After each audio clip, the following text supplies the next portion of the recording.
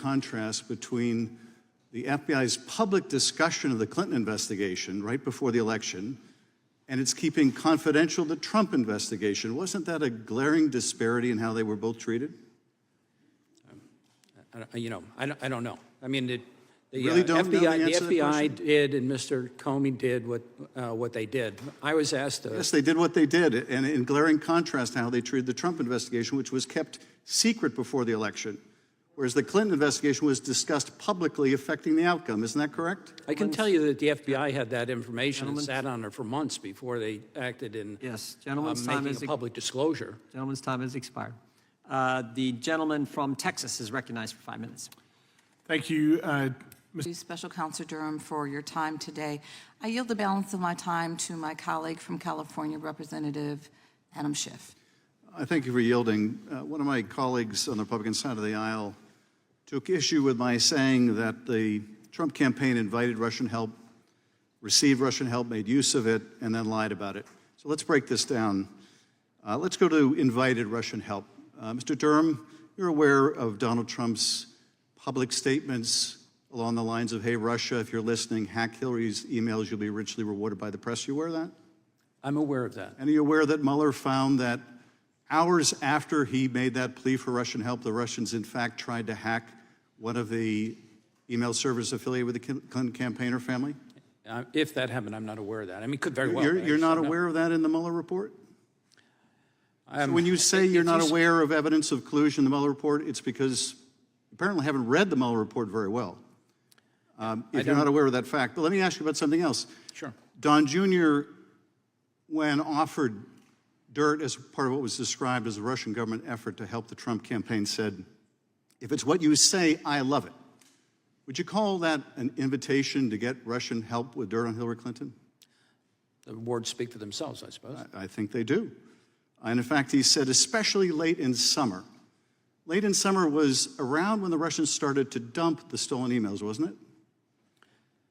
Late in the summer, there was information that was disclosed by WikiLeaks in mid to late July. I think there had been some in June, and then there was maybe some later in October, was it? I think, but don't hold me to those dates. And this gets to the receipt of help.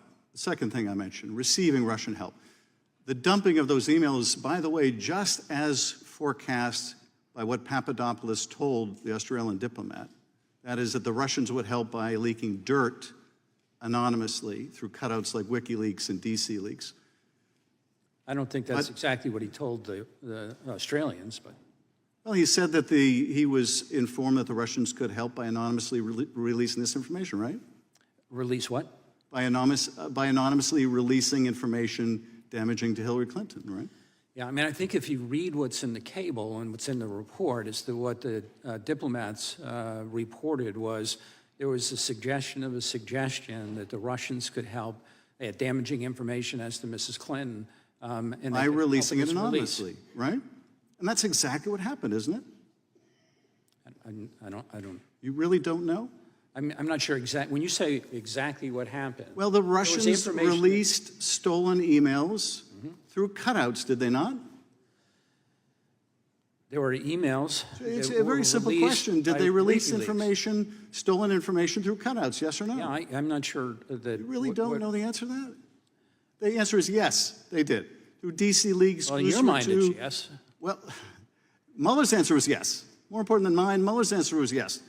Now, that information, of course, was helpful to the Trump campaign, wasn't it? Yeah, I don't think there's any question, but that the Russians intruded into, hacked into the systems, they released information. And that was helpful to the Trump campaign, right? And the conclusion in the ICA and in the Mueller investigation was that the Russians intended to assist. Can you answer my question, Mr. Durham? That was helpful to the Trump campaign, right? Yeah, that's... And Trump made use of that, as I said, didn't he, by touting those stolen documents on the campaign trail over 100 times? I said, I don't really read the newspapers or listen to the news. I don't really, find that reliable, so I don't know that. Mr. Durham, were you totally oblivious to Donald Trump's use of the stolen emails on the campaign trail more than 100 times? Did that escape your attention? I am not aware of that. Are you aware of the final prong that I mentioned, that he lied about it, that the Trump campaign covered it up? It's the whole second volume of the Mueller report. I hope you're familiar with that. Yeah, that's a section of the report, the second volume, relating to what their obstruction of justice. Well, thank you for confirming what my Republican colleague attacked me about. Now, he also criticized the use of the word collusion, apparently giving private polling data to the Russians while the Russians are helping your campaign. They don't want to call collusion. Maybe there's a better name for it. Maybe they would prefer we just call it good old-fashioned GOP cheating with the enemy. Maybe that would be a little bit more accurate description. Yeah. Because this is what happened, but they seem allergic to calling it for what it is. I yield back. Gentleman yields back. Gentlelady from Indiana is recognized. Allegation has been an attempt to undermine the findings of the Mueller investigation and distract the people of this country from Donald Trump's corruption. That's why it began just days after the release of the Mueller report. And that's why 4 years later, and no matter how much my colleagues across the aisle claim otherwise, the Durham investigation did not exonerate Mr. Trump or any of his associates. Mr. Durham, I'd like to briefly discuss a few of the different Trump-related items that your report does not touch on. In the interest of time, you can just simply answer yes or no. The Mueller report found that Trump campaign chairman Paul Manafort knowingly shared internal polling data and information on battleground states with a Russian spy. Did you find this to be untrue? I did not find that to be untrue. Thank you. Thank you for that. The Mueller report found that Mr. Manafort shared this internal polling data with a Russian asset with the expectation it would be shared with Putin-linked oligarch Oleg Deripaska.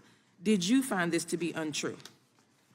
I didn't find it to be untrue, but I didn't look at it either. The Mueller report found that Russian military hackers first targeted Hillary Clinton's personal office within hours of Trump's infamous July 27, 2016 press conference, which we've heard already, where he said, "Russia, if you're listening, I hope you're able to find the 30,000 emails that are missing." Did you find this to be untrue? When you say this, what? That Mr. Trump clearly said that. Is it publicly recorded? Did you find, the Mueller report found that Russian military hackers first targeted her personal office within hours of the infamous press conference, where Trump said, "Russia, if you're listening, I hope you're able to find the 30,000 emails." And if that was, Did you find this to be untrue? I did not find that to be untrue. Thank you. So again, your investigation, Mr. Durham, did not undercut the basic findings of the Mueller report. Those who read your report as exonerating Donald Trump are willfully deluding themselves and the people of this country. And let's take a step back for a minute. In the chaos created by all these conspiracy theories and other propaganda amplified by right-wing hate machine, the one we continue to hear, a very simple point is getting lost. Republicans will do anything, say anything, and spend any amount of money to hide the basic truth that their leader is a criminal, corrupt, narcissistic buffoon. That's why we're still talking about Carter Page. That's why anyone even knows who John Durham is. That's why Republicans are still carrying on Mr. Durham's work by launching frivolous investigations that end with them embarrassing themselves by propping up obvious lies. It has always been about gaslighting the country. So instead of holding these farcical hearings about farcical investigations, I urge my colleagues, my Republican colleagues, to get serious and start legislating on behalf of their constituents instead of helping the twice impeached, twice indicted Donald Trump further evade accountability. Thank you, and I yield back. Gentlelady yields back. Gentleman from Texas recognized. Thank you, Mr. Chairman. Mr. Durham, I thank you for being here today, and thank you for your tireless work on this, as you called it, a very sobering report. The American people were forced to endure years of the Trump-Russia probe, and for what? I'll tell you why. It's because my Democrat colleagues across the aisle, the Clintons, the dishonest mainstream media, and the rest of the deep state have been terrified of Donald Trump from the beginning, and their hatred and fear remains today. From the 34-count felony indictment from the radical DA in Manhattan to the most recent 37-count felony indictment in Mar-a-Lago, they just won't stop. They won't stop. Mr. Durham, I want to walk through a few things for the American people in this 300-page report on Crossfire Hurricane. For those that are watching who don't know, this was the code name for the investigation undertaken by the FBI into whether the Trump campaign was coordinating with Russia to interfere in the 2016 presidential election. Mr. Durham, it says on page 9, at the direction of FBI Deputy Director Andrew McCabe and FBI Deputy Assistant Director for Counterintelligence Peter Strzok, Crossfire Hurricane was opened immediately. Is that correct? That's correct. First, let's talk about who these two characters were. On page 9 of your report, it says Strzok and Deputy Director McCabe's special assistant had pronounced hostile feelings toward Trump in text messages before and after the opening of Crossfire Hurricane. The two had referred to him as loathsome, an idiot, Donald Trump, an idiot, someone who should lose to Clinton 100 million to 0, and Strzok once wrote, "We'll stop," meaning Trump, "from becoming president." So here we have these two leaders in the FBI, Strzok clearly expressing his hatred towards Trump from the beginning, opening an investigation 6 months before the 2016 election. And where are these two guys now? McCabe, he's been a contributor at CNN, the Clinton News Network, since 2019, and Strzok is an expert on the Mar-a-Lago raid. Strzok is an expert on the Mar-a-Lago raid, both continuing to dispel lies to the American people.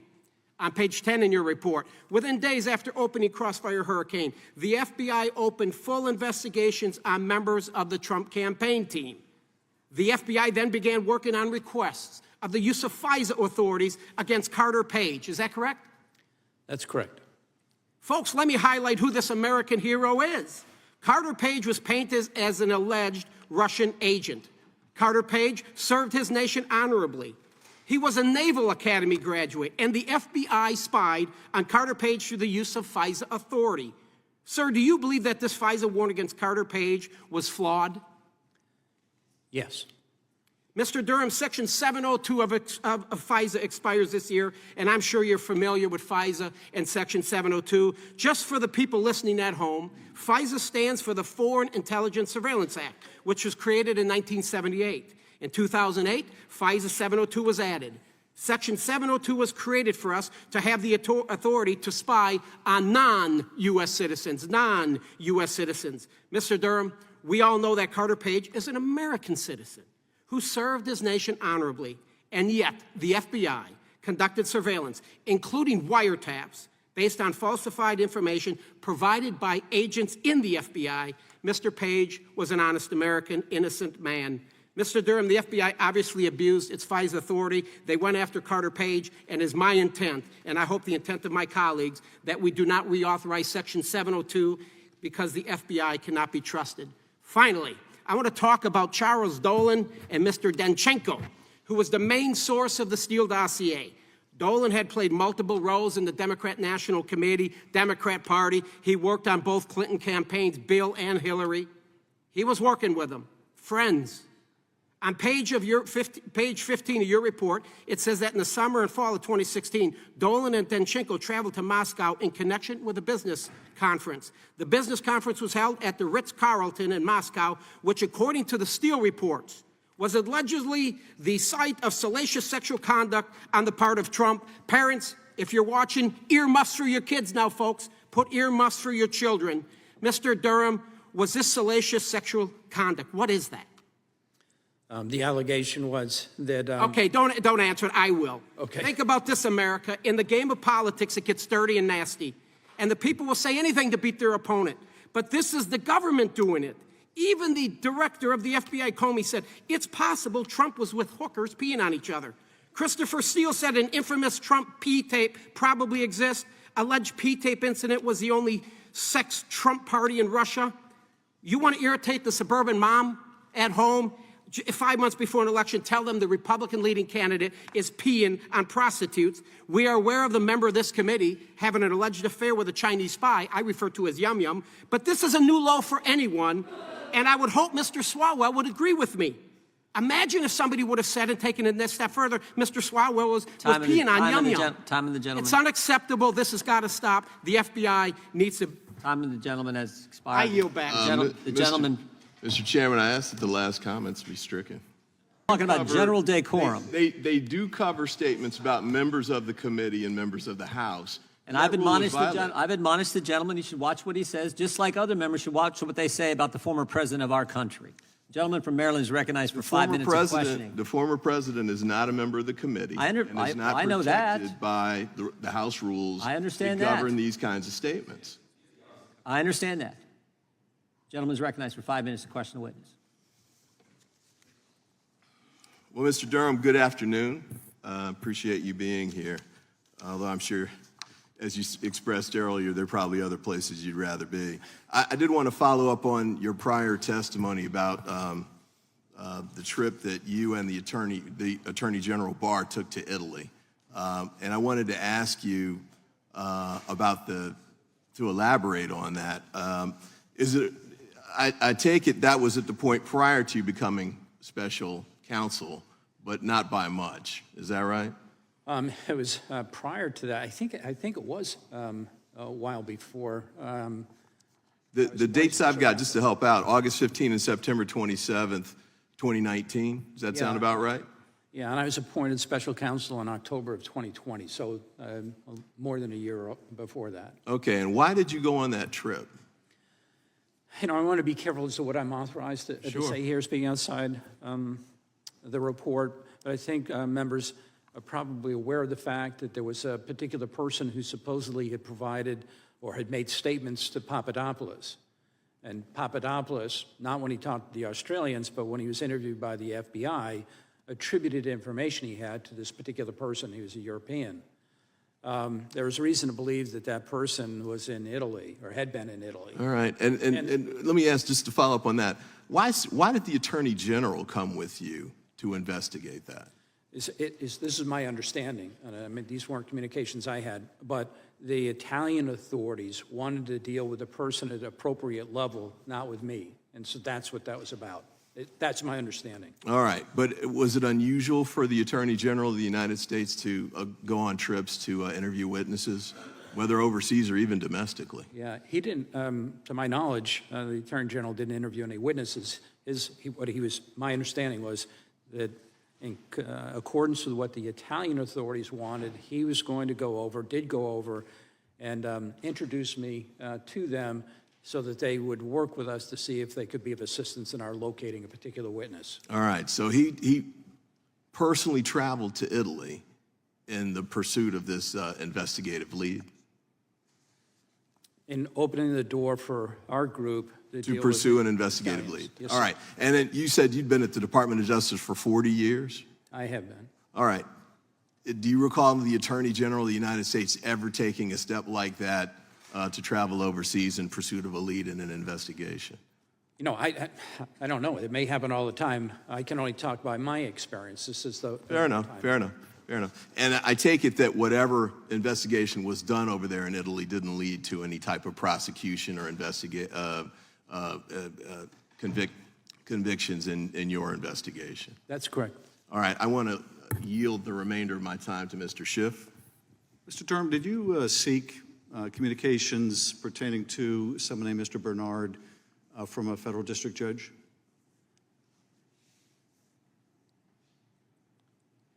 I'm not, assuming that prosecutors go to judges for certain kinds of orders, they are typically sealed proceedings. I'm not speaking. Did you seek an order direct to your to question, but I'm not going to comment on anything that I believe is under seal.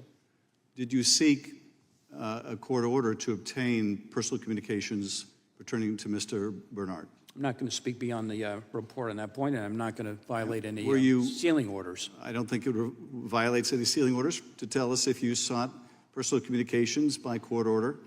Did you? Again, it's beyond the report. Well, let's not even Subject make it to sealing specific to a orders. person. Did you seek court orders to obtain particular records, and were you denied by the judge? I think the question is, you know, No, intended the to question is suggest what that I don't want to the question is what disclose something I'm The question is what I uncomfortable asked you, Mr. Durham. You get to give the answer, not the question. The question is, did you seek a court order to get records from a judge pertaining to private communications, and were you turned down by the judge for lack of a sufficient basis? And I've told you Yes that or no? It's beyond the report. I don't think I'm authorized to talk about it, and I'm not going to violate It's any not beyond the sealing orders. report. It's not beyond the report. Do you see anything in the report about that? Yes. Did you seek an order, and were you turned down? And then did you seek to go around the court order by going to the grand jury? No. You like to know what that was about? What I would like to know, Mr. Durham, is did Mrs. Danahy, who resigned from your team, raise ethical concerns about your trying to go around the court order? To my knowledge, no. Then why did she leave? I told you before, previously, that I have the highest regard for Ms. Danahy. Ms. Danahy and I are friends. Ms. Danahy, like everybody... You know why she left, right? I'm not You sure do know the why answer she to the left. question. You know why she left, right? Time of the gentleman has expired.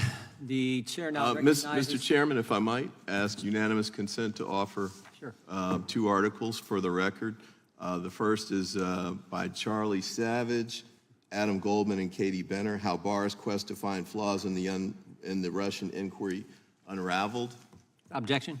And then the second is Anna Mamigliano, Italy did not fuel U.S. suspicion of Russian meddling, Prime Minister says, both from the New York Times. Without objection, the gentleman from North Carolina is recognized for 5 minutes.